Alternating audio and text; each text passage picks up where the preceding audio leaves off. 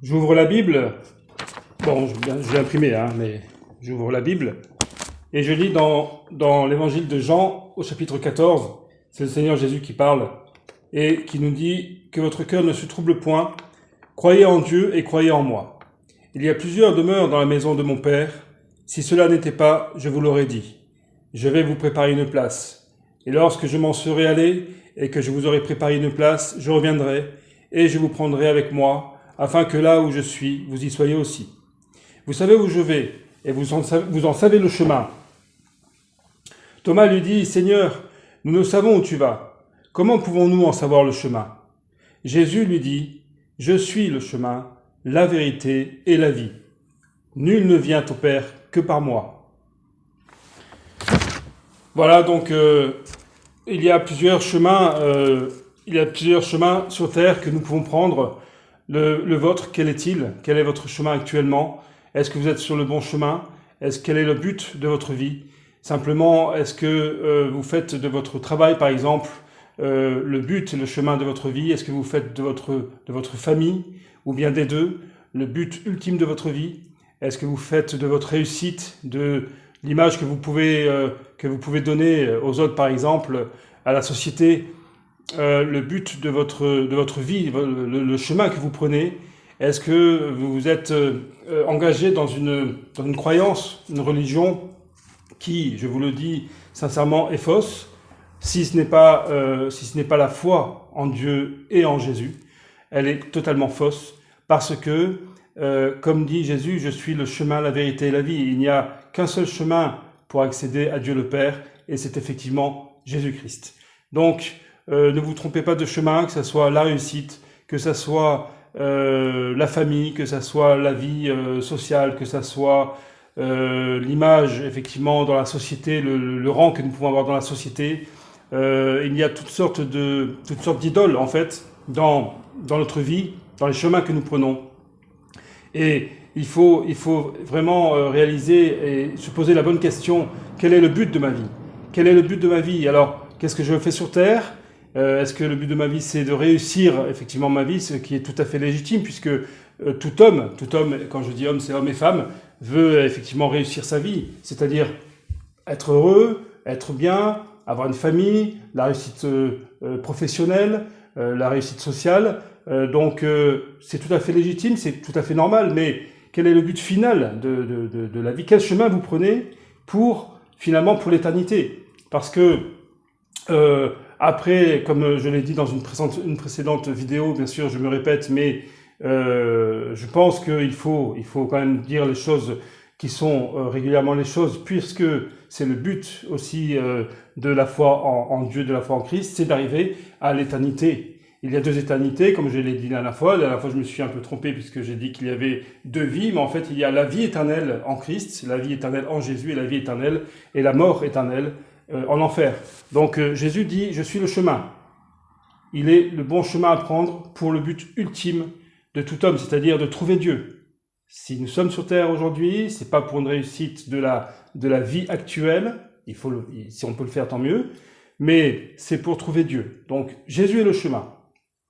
Ne vous trompez pas. Si vous êtes dans une religion, dans une secte, si vous êtes dans un mouvement, peu importe que ça soit, il y a tellement de mouvements aujourd'hui de nos jours que les gens pensent être dans le vrai. Mais je vous le dis sincèrement, si Jésus est venu sur terre et qu'il a donné sa vie, puisque personne n'a pris sa vie, c'est lui qui a donné sa vie, vous pensez qu'un homme aurait dit jusqu'à la fin, jusqu'à la croix, je suis le chemin, la vérité et la vie. Je ne pense pas qu'il y ait un homme sur terre qui va annoncer quelque chose pour qu'on le suive et pour qu'on le croie, et qui va donner sa vie jusqu'au bout, qui va se laisser emprisonner, se laisser arrêter plutôt, par les soldats de l'époque pour l'amener à la croix. Donc je pense qu'il aurait totalement renié. Mais Jésus est allé jusqu'au bout. Donc il est le chemin. Il est le chemin qui va vous amener à Dieu. Il est le seul chemin. Il faut un médiateur. Il y a un autre verset que je vais vous lire dans la parole aussi, qu'il est le seul médiateur entre Dieu et les hommes. Ok, ensuite, Jésus est la vérité. Il est la vérité. Il n'y a qu'une seule vérité. Il n'y a qu'une seule vérité, et c'est Jésus qui est la vérité. Il est venu parler en vérité, il est venu parler au nom du Père, au nom de Dieu qu'il a envoyé. Il était Dieu fait chair, Dieu incarné dans l'homme, dans un homme sur terre, donc Dieu fait chair. Il est la vérité, il vient de Dieu, il est retourné à Dieu le troisième jour, après la crucifixion, après sa mort sur la croix. Dieu l'a ressuscité le troisième jour, et il est retourné auprès du Père, donc pour la vie éternelle, pour la résurrection de tous ceux qui croient, pour la vie. Donc, il est la vérité, il vient du Père, et il est retourné au Père, et il est sorti du sein du Père, il est venu en tant qu'homme nous annoncer la vérité, et lui-même est la vérité. Il est le chemin, il est le chemin que vous devez prendre, il est la vérité que vous devez croire, il n'y a qu'une seule vérité, c'est lui.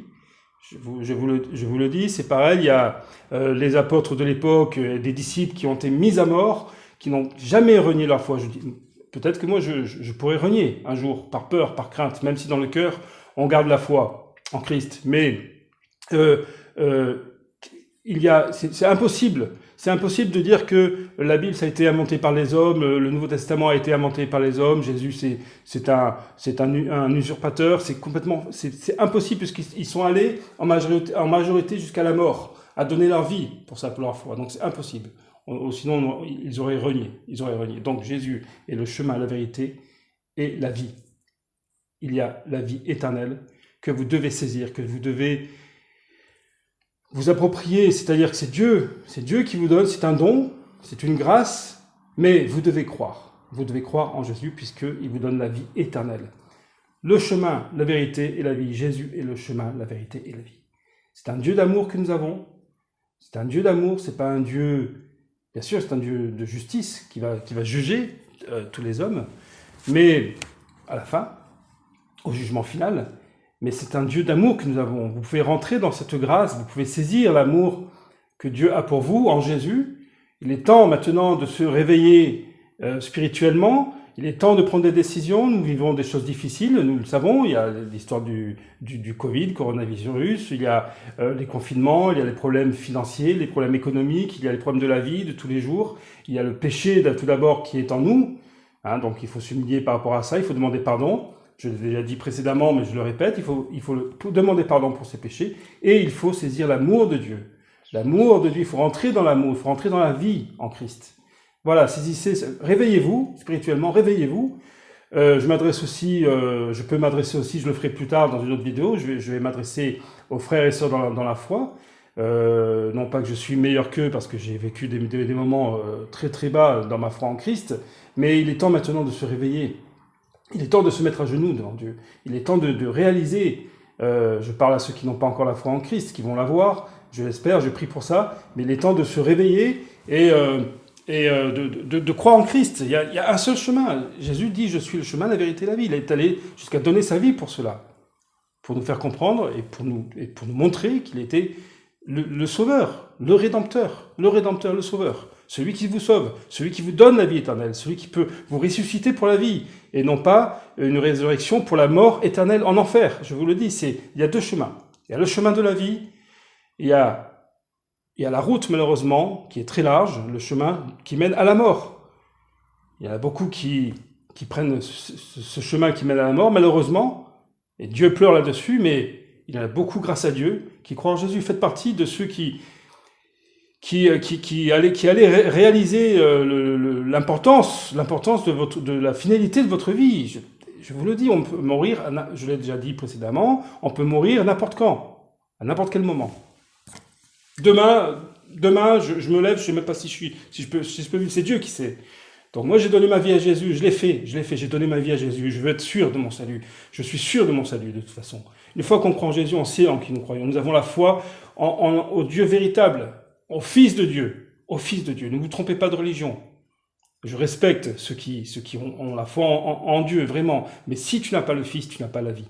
Si tu n'as pas le Fils de Dieu, si tu n'as pas Jésus, tu n'as pas la vie, c'est écrit. Il y a un verset qui le dit aussi, je pourrais vous le dire. Celui qui a le Fils a la vie, celui qui n'a pas le Fils n'a pas la vie. Il faut avoir Jésus. Il faut avoir Jésus dans son cœur. Toujours dans la Bible, 1 Timothée 2. Dieu notre Sauveur. J'ai coupé le verset pour arriver à la moitié du verset, mais c'est écrit. Je ne change pas les Écritures. Il faut rien changer. Il faut rien changer à ce qui est écrit, à la parole de Dieu. Dieu, notre Sauveur, qui veut que tous les hommes soient sauvés et parviennent à la connaissance de la vérité. Il veut que tous les hommes soient sauvés. C'est son but ultime. C'est un Dieu d'amour que nous avons. Il veut que tous les hommes soient sauvés et parviennent à la connaissance de la vérité. Il n'a pas créé l'homme pour qu'il aille en enfer. Il a créé pour qu'il rencontre Dieu, le Sauveur, Jésus-Christ. Car il y a un seul Dieu et aussi un seul médiateur entre Dieu et les hommes, Jésus-Christ, homme. Il y a un seul Dieu, il y a un seul médiateur entre Dieu et les hommes, Jésus-Christ, homme. Il faut bien réaliser cela, c'est que Jésus-Christ est venu en chair, en tant qu'homme sur terre, pour retourner au Père après sa mort, pour le pardon des péchés, qui s'est donné lui-même en rançon pour tous. Jésus s'est donné en rançon pour tous. Quand il a donné sa vie, il n'a pas donné sa vie uniquement pour cette catégorie-là, ou le peuple juif, puisque c'est en Israël, à Jérusalem. C'est pour le peuple juif. Non, c'est pour eux. Non, c'est pour les hommes. Non, il s'est donné en rançon pour tous les hommes. Donc, tout le monde sur terre peut croire, en fait. Il y a aucune différence. Il faut que l'on comprenne aussi, que voilà, c'est ça l'important, c'est un seul médiateur. Donc, vous allez pouvoir passer par qui vous voulez, le nom que vous voulez. Je ne vais pas donner de détails. Je ne vais pas donner le nom des religions, je ne suis pas là pour attaquer, je ne suis pas là pour condamner, je suis là pour annoncer la vérité en Christ. Donc il y a un seul médiateur. Si vous ne passez pas par Jésus, vous n'avez pas le Père. Si vous ne passez pas par Jésus, vous n'avez pas Dieu. Jésus vous aime. Jésus nous aime. Il a donné sa vie pour nous. Vous vous rendez compte, les souffrances qu'il a subies? On s'est moqué de lui, on lui a arraché la barbe, on lui a mis une couronne d'épines, on l'a fouetté, on l'a battu à mort. Un homme, ça aurait pu être ton frère, ça aurait pu être notre frère. Donc il a donné sa vie, c'est le seul médiateur. Il y a des témoins qui ont vu, qui sont témoins de la résurrection. Au moment de la croix, il s'est passé des choses terribles et magnifiques aussi. Et je vous le dis, c'est le seul médiateur, c'est Jésus. Passez par Jésus-Christ. Passez par Jésus pour accéder au Père. Tu veux la vie éternelle? Vous voulez la vie éternelle? C'est Jésus. Le chemin, c'est Jésus. Le chemin, la vérité et la vie. Voilà, un seul médiateur. C'est pas la peine de prier quiconque, qui que ce soit. Je donne pas de nom, je rentre pas dans les détails. Je rentre pas dans les détails, ok? Vous savez très bien de qui je veux parler.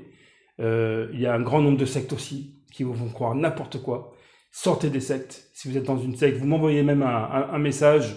Vous m'envoyez un message. On peut faire quelque chose. On peut réagir. On peut prier pour cela. Mais sortez des sectes. Il y a plein de sectes. Et puis des sectes aussi qui utilisent la Bible, qui utilisent la parole de Dieu pour vous tromper, pour détourner la parole de Dieu. Des versets, toute la parole. Ils changent les versions des versets. Ils changent les versions de ce qui est écrit.